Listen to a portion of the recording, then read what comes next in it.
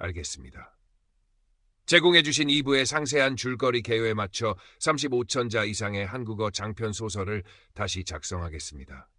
이야기의 흐름, 인물의 감정선, 그리고 배경 묘사에 더욱 집중하여 풍부하고 깊이 있는 이야기를 만들어낼 것입니다.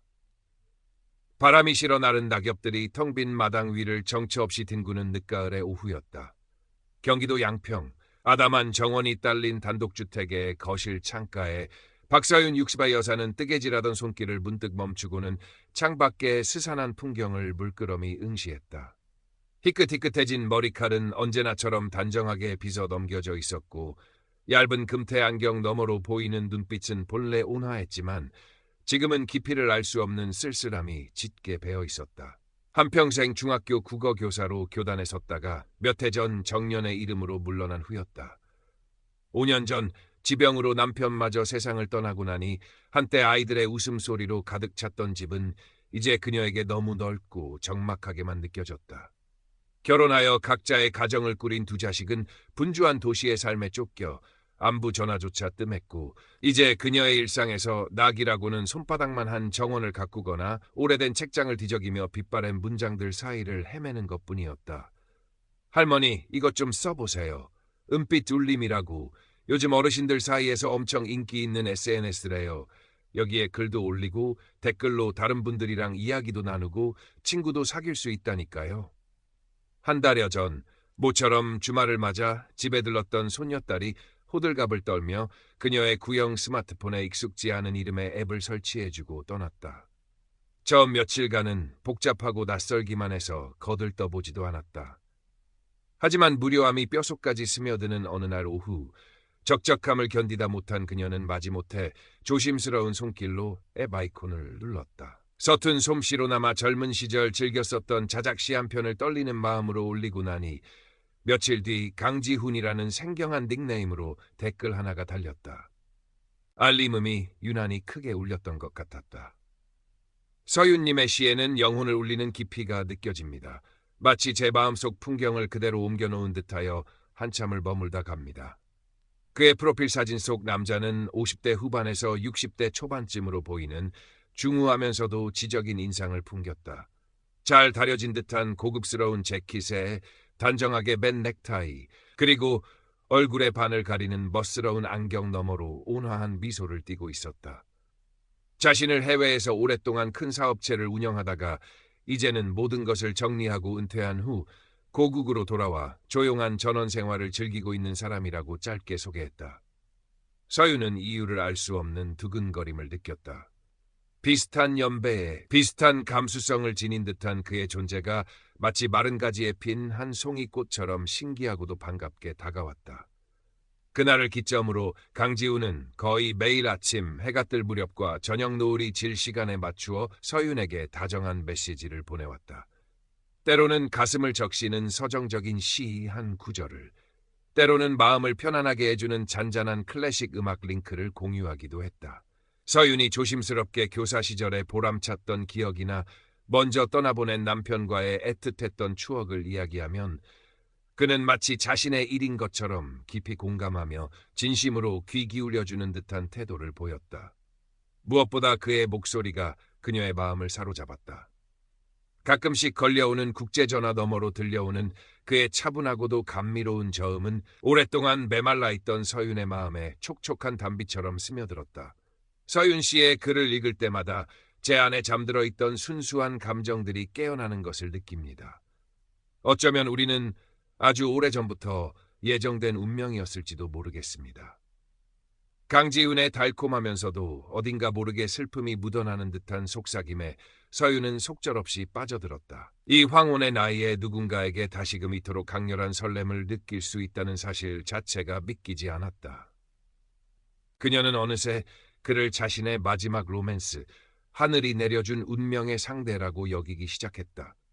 외출할 때면 거울 앞에서 한참을 서성이며 그의 취향을 상상하며 옷을 골랐고 그와의 메시지를 기다리며 뜬 눈으로 밤을 지새우는 날이 허다했다. 딸 수연에게 전화를 걸 때면 엄마, 요즘 아주 좋은 사람을 만나고 있단다.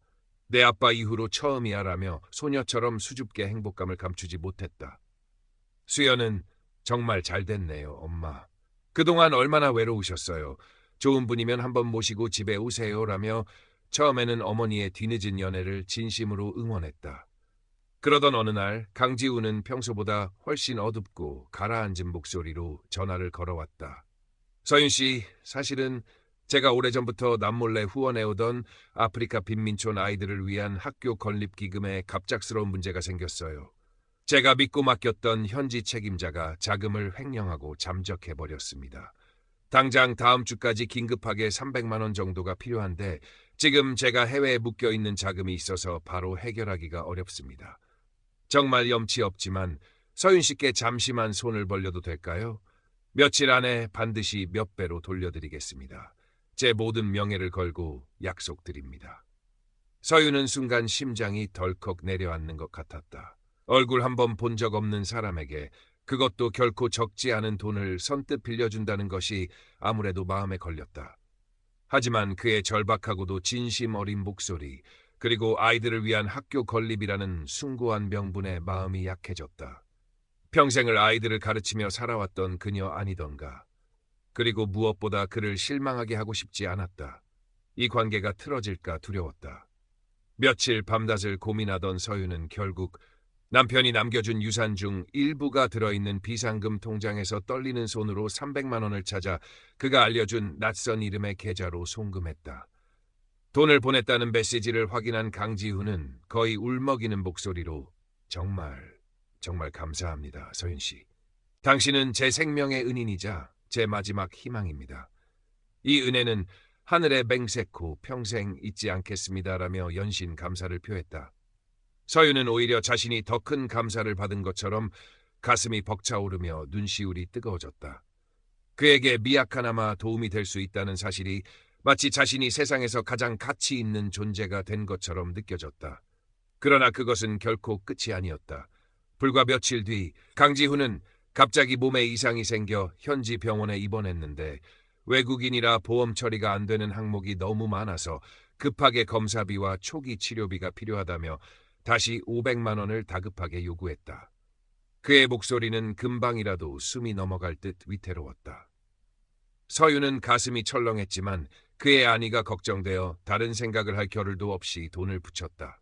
그 다음에는 해외에서 유학 중인 하나뿐인 딸이 갑작스러운 사고를 당했는데 급하게 수술비와 합의금을 송금해줘야 하는데 제가 가진 달러가 부족하다며 1,000만 원을.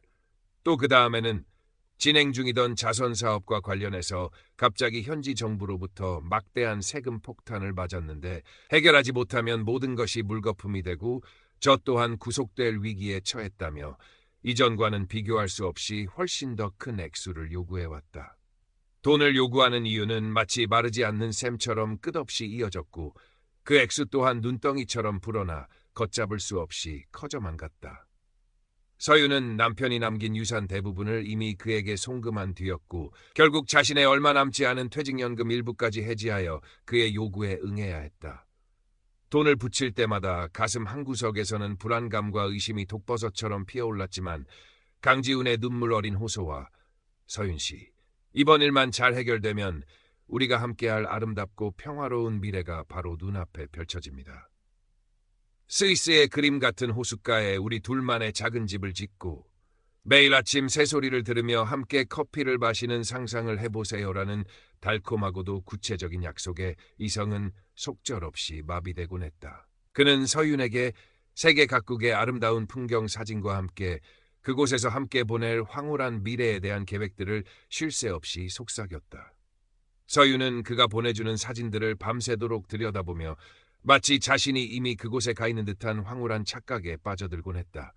현실의 고독과 무료함이 깊을수록 그가 만들어낸 환상의 세계는 더욱 달콤하고 매혹적으로 다가왔다. 엄마, 요즘 무슨 돈 쓸 일이 그렇게 많으신 거예요? 제가 얼마 전에 엄마 통장 정리 좀 도와드리려고 보니까 자꾸만 큰 돈이 빠져나가던데요. 혹시 그 아저씨 때문에 그러시는 거예요? 어느 날 저녁 반찬거리를 사들고 친정에 들른 딸 수연이 잔뜩 걱정스러운 얼굴로 물어왔다. 며칠 전 어머니의 부탁으로 은행 심부름을 닦아가 우연히 통장 거래 내역 일부를 보게 되었는데 액수가 심상치 않았던 것이다. 서유는 순간 얼굴이 하얗게 질렸지만 애써 아무렇지 않은 척 태연하게 말했다. 아니다, 수연아. 네가 뭘 안다고 그러니? 다 엄마가 요즘 좀 관심 있는 재테크가 있어서 그런다. 신경 쓰지 마라. 차마 사실대로 말할 용기가 나지 않았다. 수연이 이 사실을 알게 되면 분명 난리가 날 것이고 무엇보다 자신과 강지훈의 특별하고도 숭고한 관계를 함부로 방해받고 싶지 않았다. 엄마, 제발 정신 좀 차리세요. 어떤 재테크를 하길래 그렇게 큰 돈이 한꺼번에 나가요? 그리고 엄마가 언제부터 그런 거에 관심이 있었다 그래요? 솔직히 말씀하세요. 그 아저씨한테 돈 보내신 거 맞죠? 그거 전부 사기예요, 사기. 뉴스에서 맨날 나오는 로맨스 스캠이라고요. 수연의 목소리가 날카롭게 높아졌다. 평소 조용하고 차분하던 딸의 격한 반응에 서윤도 당황했지만 지지 않고 맞받아쳤다. 네가 그 사람에 대해 뭘 안다고 그렇게 함부로 말하는 거니? 지훈 씨는 그런 저급한 사람 아니야. 우리는 서로 진심으로 아끼고 사랑하는 사이라고. 내 아빠도 하늘에서 이해해 주실 거야. 모녀 사이에는 평생 처음으로 깊고 날카로운 골이 패이기 시작했다. 서유는 딸의 의심과 걱정이 자신과 강지훈의 순수하고도 아름다운 황혼의 사랑을 모독하고 짓밟는 것처럼 느껴져 괘씸하고 분노스럽기까지 했다. 하지만 동시에 수연의 단호한 말이 마치 예리한 칼날처럼 가슴 한구석에 깊숙이 박혀 지워지지 않는 통증을 남기는 것은 어쩔 수 없었다. 그날 이후 밤이면 잠 못 이루고 뒤척이는 날이 더욱 많아졌다. 어둠 속에 홀로 누워있으면 강지훈의 다정한 목소리와 수연의 절규하는 목소리가 번갈아 귓가에 맴돌았다. 강지훈이 약속했던 돈은 단 한 푼도 돌아오지 않았고 그가 해결되었다고 했던 문제들은 마치 도미노처럼 꼬리에 꼬리를 물고 새로운 문제들을 만들어냈다. 직접 만나서 얼굴 한번 보자는 간곡한 제안은 지금은 제가 너무나도 어려운 상황에 처해 있어서 이 모든 문제가 깨끗하게 해결되면 그때 세상에서 가장 멋진 모습으로 서윤 씨 앞에 당당하게 나타나고 싶습니다. 라는 감상적인 말로 번번이 거절당했다. 이미 너무나도 많은 돈과 감정을 그에게 쏟아부은 뒤였다. 여기서 이 관계를 멈추면 그동안의 모든 것이 한낱 물거품처럼 사라져버릴 것만 같았다. 아니야, 그럴 리 없어. 그는 절대로 나를 속일 사람이 아니야. 만약 그가 정말 사기꾼이라면 나는 어떻게 되는 거지? 내 남은 인생은? 서유는 스스로에게 끊임없이 되뇌며 머릿속을 잠식해 들어오는 불안감과 의심을 필사적으로 억눌렀다. 결국 더 이상 참을 수 없었던 서유는 거의 최후 통첩과 같은 심정으로 강지훈에게 단도직입적으로 만남을 요구했다. 지훈 씨, 우리 이젠 한번 얼굴을 봐야 하지 않겠어요? 이렇게 계속 얼굴도 한번 못 보고 밑 빠진 독에 물 붓듯이 돈만 보내는 건 저도 이제 정말 한계예요. 이번 주말까지 답을 주세요. 며칠 동안 아무런 연락이 없어 애를 태우던 강지훈은 마침내 마지못한 듯 서울 강남의 한적한 호텔 커피숍에서 주말 오후에 만나자는 약속을 잡았다. 대신 제가 지금 마지막으로 아주 중요한 계약건을 마무리하는 중인데 이 계약만 성사되면 그동안 서윤 씨께 진 모든 빚을 청산하고도 남습니다.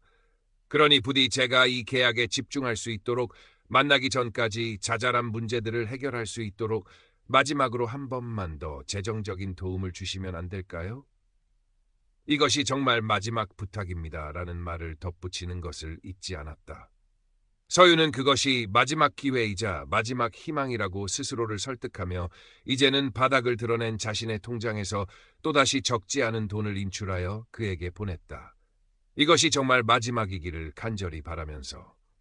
약속 당일 서유는 몇 년 만에 처음으로 미용실에 들러 정성스럽게 머리를 매만지고 장롱 가장 깊숙한 곳에 넣어두었던 남편이 마지막 생일 선물로 사주었던 가장 아끼는 연보라색 원피스를 꺼내 입었다. 떨리는 마음으로 거울 앞에 선 자신의 모습이 한없이 낯설면서도 어딘가 모르게 생기가 도는 것 같아 보였다. 어쩌면 이것이 자신의 남은 인생에 찾아온 마지막이자 가장 찬란한 새로운 시작일지도 모른다는 터무니없는 기대감에 가슴이 세차게 부풀어 올랐다. 양평에서 서울로 향하는 KTX 열차 안에서 그녀는 강지훈과 함께 스위스의 호숫가를 거닐고 따뜻한 벽난로 앞에서 와인을 마시며 함께 늙어갈 미래를 상상하며 수줍은 미소를 지었다. 약속 시간보다 자그마치 30분이나 일찍 도착한 호텔 커피숍은 주말 오후임에도 불구하고 이상하리만큼 한산했다. 창가 가장 전망 좋은 자리에 앉아 따뜻한 캐모마일 차를 시키고 서윤은 마치 사춘기 소녀처럼 두근거리는 가슴을 애써 진정시키며 초조하게 커피숍 입구를 하염없이 바라보았다. 시간이 마치 거북이처럼 느리게 흘러갔다. 10분, 20분. 어느새 약속 시간이 훌쩍 지났지만 강지훈은 그림자조차 보이지 않았다. 혹시나 하는 마음에 그에게 여러 차례 메시지를 보내봤지만 읽지 않은 표시만 뜰 뿐 답이 없었다. 전화를 걸어봐도 차가운 기계음만이 반복될 뿐 그는 전화를 받지 않았다. 심장이 불안과 공포로 미친 듯이 뛰기 시작했다. 그때 마치 그녀의 절망을 비웃기라도 하듯 휴대폰 액정이 짧게 반짝이며 새로운 메시지 도착을 알렸다. 강지훈에게서 온 것이었다. 서윤 씨, 정말 죄송합니다. 당신을 만나러 가는 길에 제가 운전하던 차가 빗길에 미끄러지면서 그만 반대편에서 오던 트럭과 정면으로 충돌하는 끔찍한 사고를 당했습니다. 지금 겨우 정신을 차리고 응급실에 실려왔는데 의식이 오락가락합니다. 다행히 목숨은 건졌지만 당장 큰 수술을 받아야 한다고 합니다. 그런데 지금 수중에 수술비는커녕 당장 입원비조차 없습니다. 정말 이런 모습 보이고 싶지 않았는데 면목 없지만 이번 한 번만 더 저를 도와주실 수 없을까요? 이것만 해결되면 정말 모든 게 끝납니다. 제발. 서윤은 떨리는 손으로 메시지를 읽고 또 읽었다. 온몸의 피가 차갑게 식어버리는 것 같았다. 텅 빈 커피숍, 싸늘하게 식어버린 캐모마일 차, 그리고 마치 사형 선고처럼 그녀의 눈앞에 펼쳐진 휴대폰 액정 위에 절망적인 글자들. 그 순간 그동안 애써 외면하고 부정하려 했던 모든 의심과 불안, 그리고 끔찍한 예감이 한꺼번에 검은 파도처럼 그녀를 덮쳤다. 아니, 그것은 더 이상 예감이 아니었다. 그것은 너무나도 차갑고 명백하며 잔인한 현실이었다. 그녀는 자신도 모르게 통화 버튼을 눌렀고 기계적인 연결음이 단조롭게 반복되는 동안 마치 지푸라기라도 잡는 심정으로 홀린 듯 녹음 버튼을 눌렀다. 혹시라도 그의 목소리에서 단 하나의 진실된 파편이라도, 단 하나의 인간적인 떨림이라도 찾을 수 있을까 하는 마지막이자 가장 처절한 발버둥이었다. 여보세요. 지훈 씨, 괜찮으세요? 지금 어느 병원에 계신 거예요? 그녀의 목소리는 형편없이 갈라지고 떨려 나왔다. 아, 서윤 씨, 나 지금 너무 아파서 말하기도 힘드네요. 일단 돈부터 좀, 제발, 이번이 정말 마지막이에요. 그의 목소리는 평소에 그 다정하고 감미롭던 목소리가 아니었다. 어딘가 모르게 다급하고 짜증이 섞인 듯 건조했으며 결정적으로 그 어떤 고통이나 절박함도 느껴지지 않았다.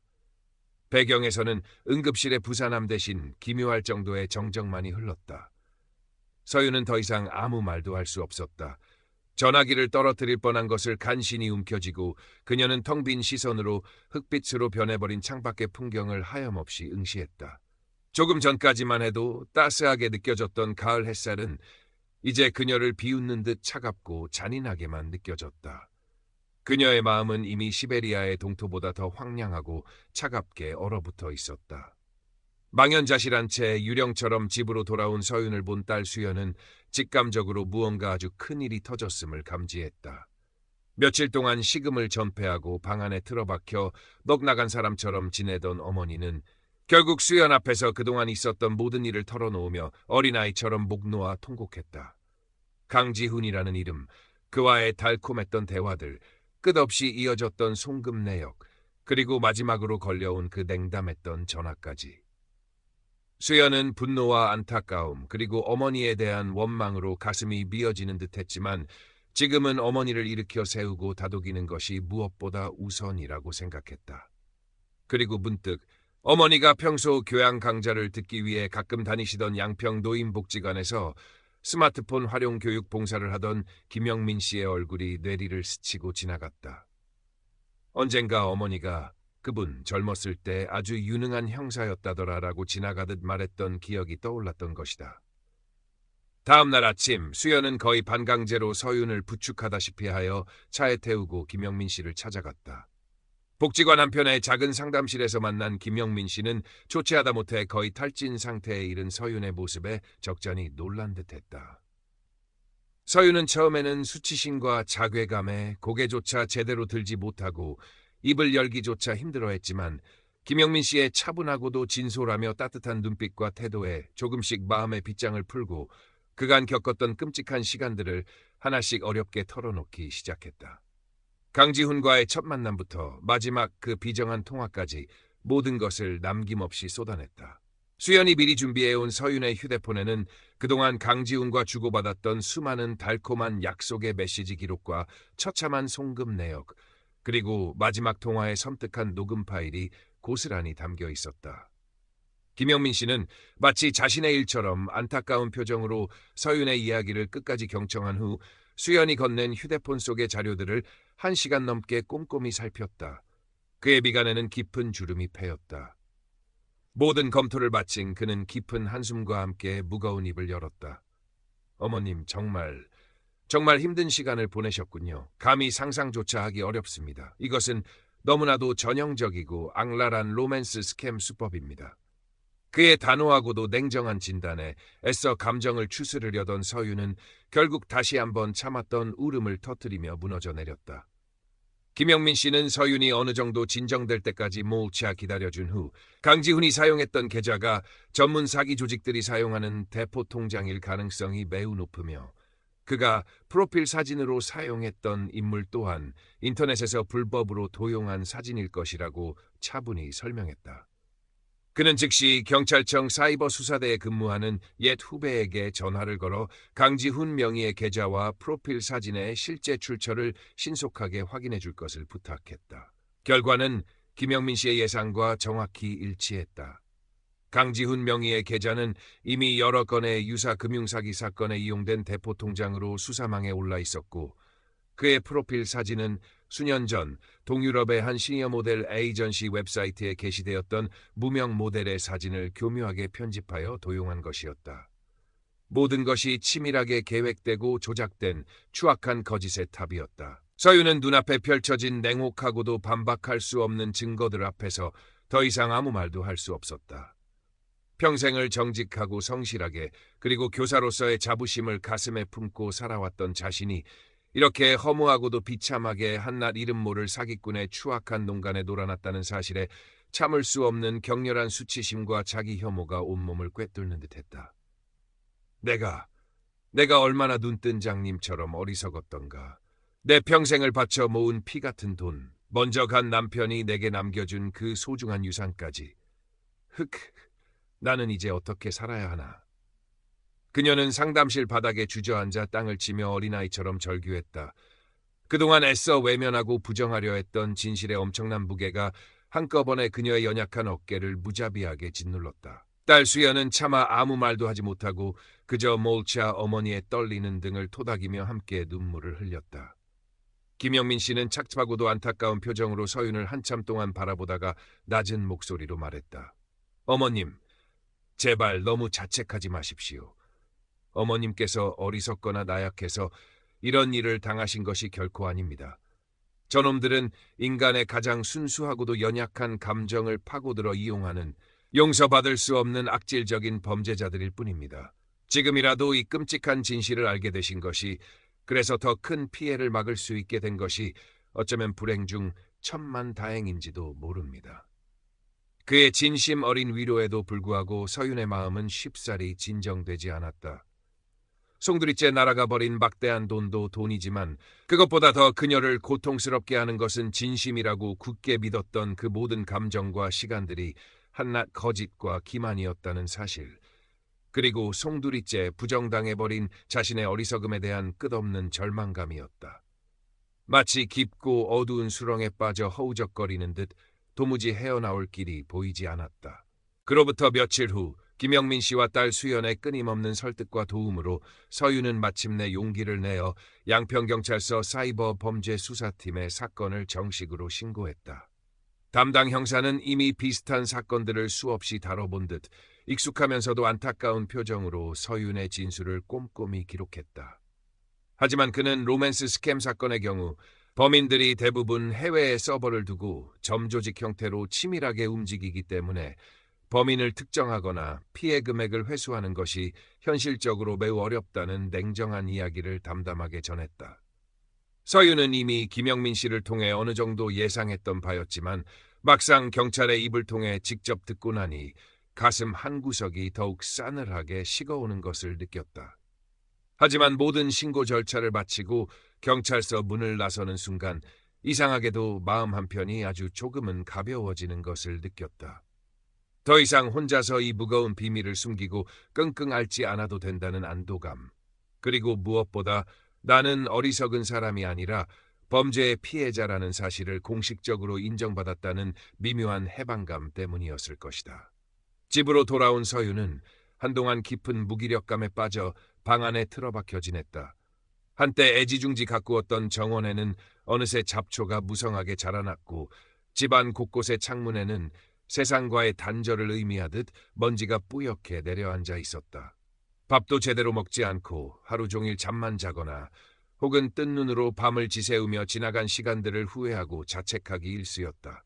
수연은 그런 어머니를 볼 때마다 가슴이 찢어지는 듯한 아픔을 느꼈지만 섣부른 위로나 섣부른 충고보다는 그저 묵묵히 어머니의 곁을 지키며 기다려주기로 마음먹었다.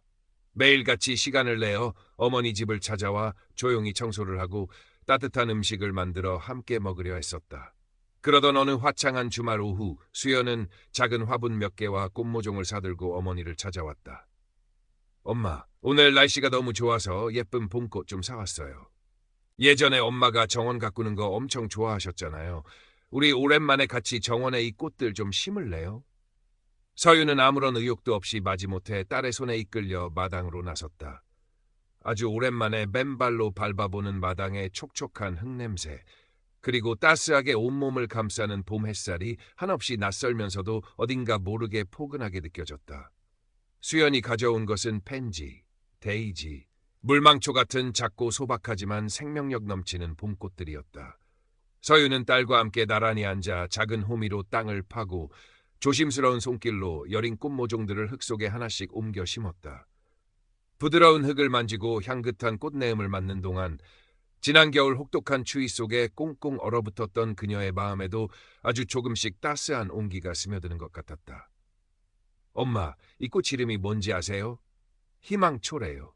아주 작은 꽃이지만 어떤 상황에서도 희망을 잃지 않고 꿋꿋하게 피어난다고 해서 그런 이름이 붙었대요. 손녀가 언젠가 할머니 무릎에 앉아 제잘거리며 알려주었던, 이름도 제대로 기억나지 않던 어느 들꽃의 이름이 문득 가슴속 깊은 곳에서 아련하게 떠올랐다. 서윤은 자신도 모르게 아주 오랜만에 입가에 작은 미소를 희미하게 띄었다. 그래, 희망. 모든 것을 한순간에 다 잃어버렸다고.